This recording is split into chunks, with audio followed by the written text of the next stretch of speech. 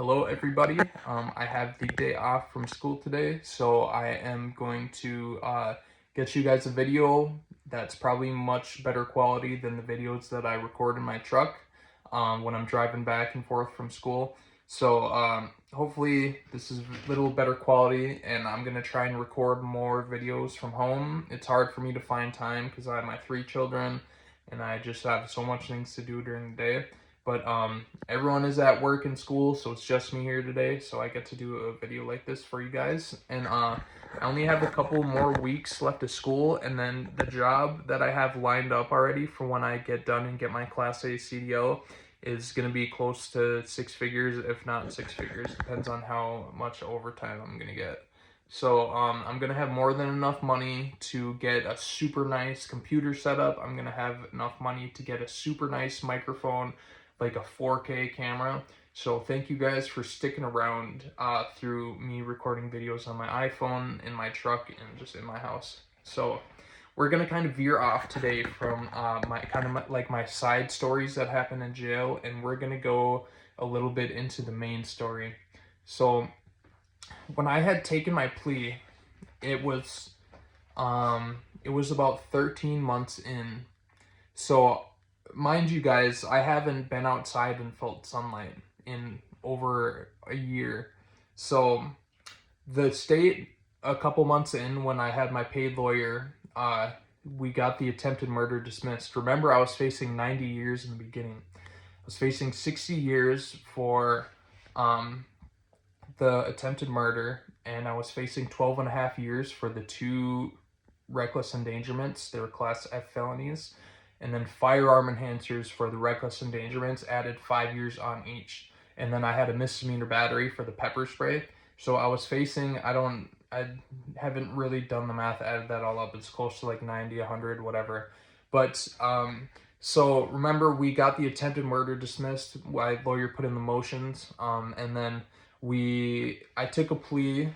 I just wanted to get home. I could have went to trial and maybe it was like 50-50, but I just didn't want to chance it.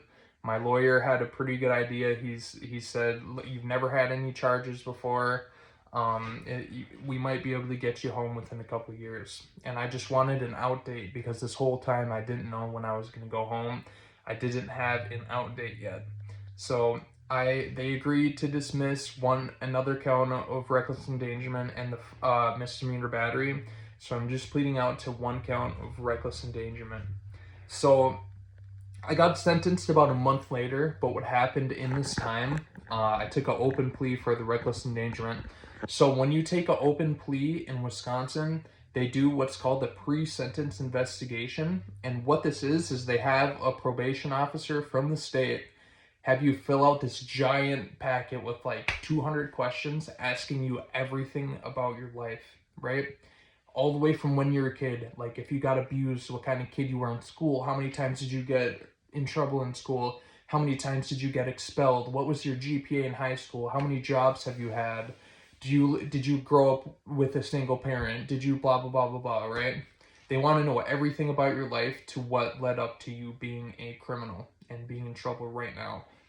So the thing about people who have public defenders, when they do the state pre-sentence investigation, they don't get a third party. They don't take out their time to get a third party recommendation because the state probation officer always recommends close to the max, even if you were the best person ever.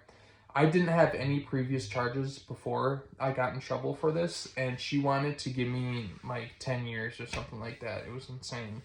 So this man, Bill Weaver, my attorney, Rick Gondik, hires this man, Bill Weaver. I hope this man is still alive. He was a really, really old man who had me fill out another packet.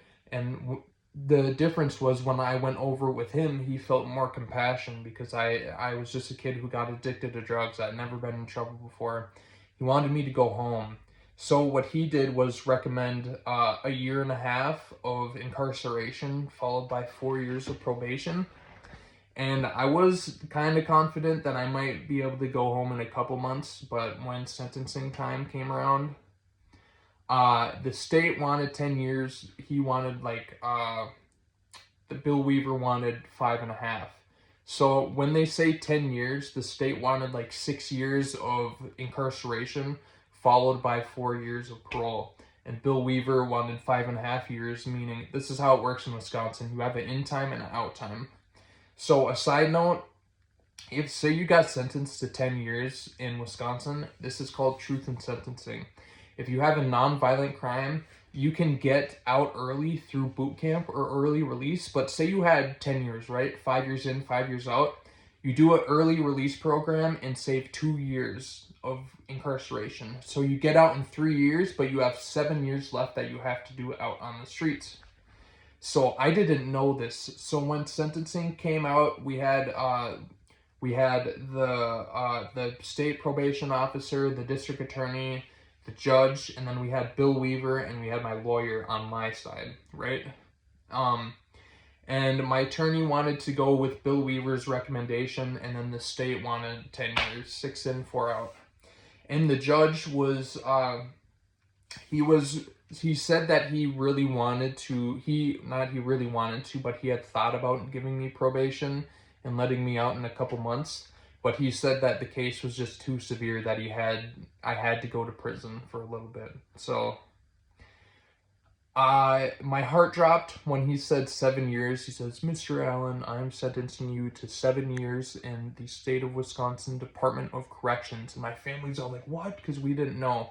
And then he was like, "We're recommending 2.5 years in, and 2.5 years in of incarceration and 4.5 years of parole."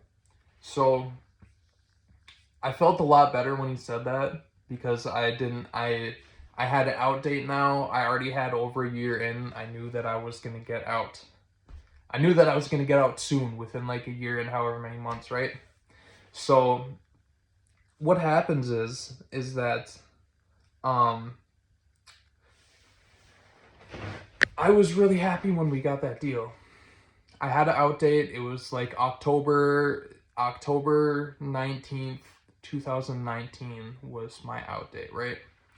And I went to jail. I was still in jail for another 3 weeks before the prison came and got me. And we will get into the next the next video will be when they came and picked me up from prison, and I got to go outside for a couple minutes, even though it was in the freezing winter. It's a good story. And then they'll ship me off to prison, and we'll do my first day of prison in the next video. But like I said, thank you guys for sticking around even through these horrible quality videos. Thank you guys for all the support. We just hit 60 subscribers today.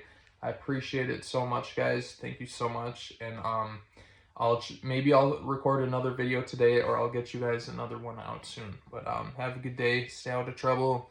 Don't do drugs. Don't go to jail. Thank you, guys.